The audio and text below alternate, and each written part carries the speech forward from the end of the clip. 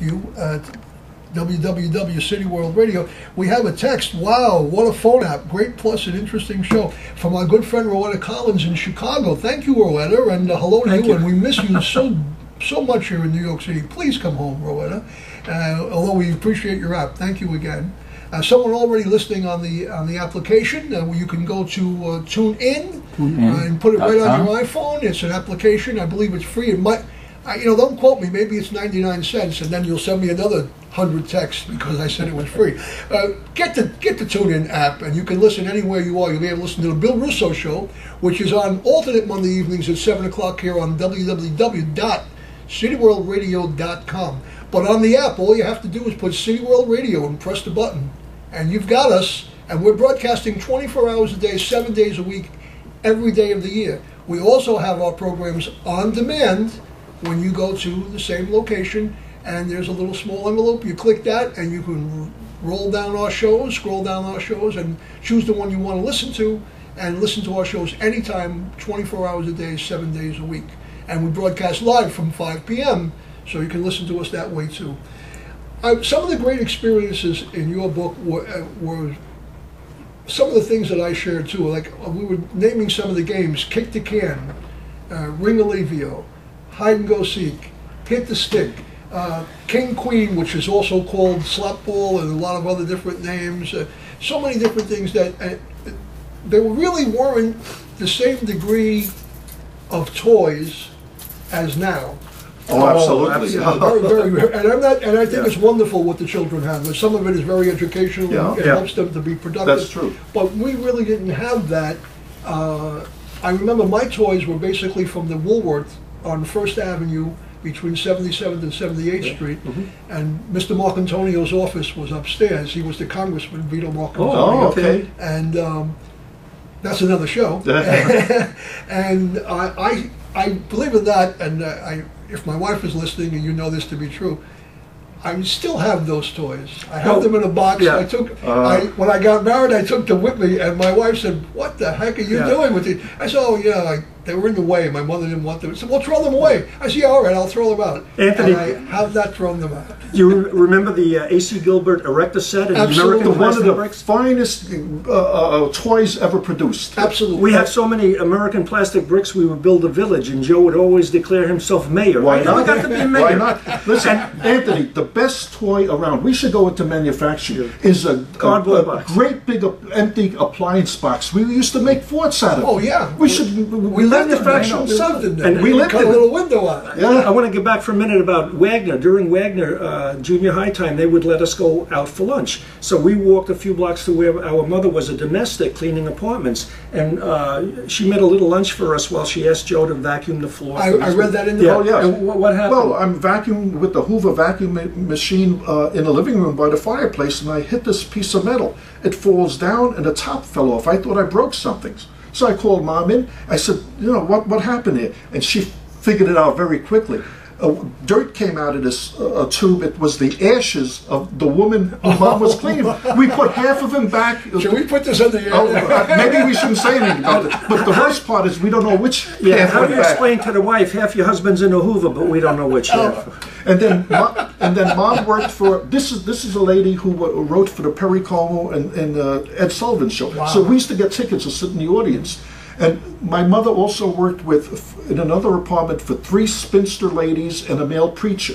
Now, they lived into their 90s because, I think it was because of their nutrition. They lived on Arnold bread toast to die for because it's a dense toast, Earl Grey English tea with carnation evaporated milk, and Gordon's gin. Not necessarily in that order, though. Remember, but that's true. That sounds fantastic. So it was kind of a quid pro quo that you went there and got your lunch, but your mom made you clean the apartment. Absolutely. I think that's a great way to go. She had it figured out. That's a great way to go, and we really appreciate those kinds of stories. One of the things that I wanted to talk about the 5 and 10 with my toys, they were basically just simple plastic toys. They were very inexpensive. A soldier was a nickel, and a car was a nickel or a dime, and a metal car might be as much as a quarter. And you can go in Woolworth and press your face against the counter there. Yeah. And if you were there by yourself, the floor walker, which I think has been gotten rid of now, but there used to be floor walkers in department Chase stores. the kids out. Their main job was to throw kids out of the store. That was their. That was Today they want to bring them in. That was their purpose. And Interesting. my friend and I used to go down to Bloomingdale's, take the 3rd Avenue L, get off at 59th Street, go down, and we'd actually have to make sure nobody saw us because we were unescorted. We were 9 or 10 years old. Get on the escalator without anybody seeing us. Get up to the 5th floor to look at the electric trains, the Lionel train set, and sooner or later one of these guys would come along and say, "Hey, what are you doing?" And you'd really be scared. The fear of God. One guy brought us, between the 2 elevators, brought us into the stock room and told us to stay in there, and he closed the door, and then he came back with somebody else, and then that person took us down the stairs. Escorted you out. Came out on 60th Street.